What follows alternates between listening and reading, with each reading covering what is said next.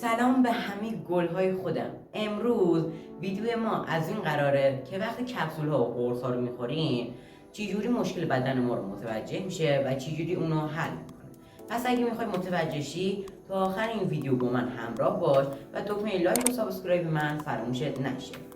پس بی مقدم و وقت تلف کردن بزن بریم.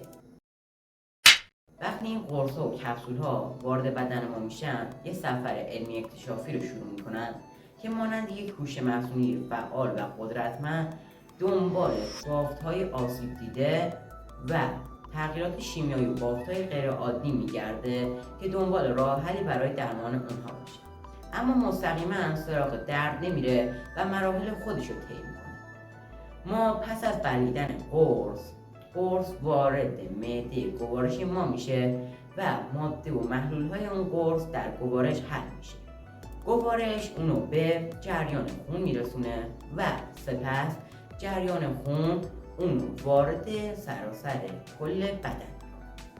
وقتی سراسر کل بدن اون ماده و محلول های قرص حل میشه، دنبال بافت های زیستی خاص که تغییرات شیمیایی و غیر عادی گشته دنبال اونا میگرده که اونها رو درک. بچه‌ها این بود ویدیو امروز ما هر روز ویدیوهای متنوع و روزانه در مورد فکت، دانستنی و تئوری آپلود میکنم. پس اگه به این موضوع علاقه مندی دکمه لایک و سابسکرایب من فراموشت نشه. بدرود.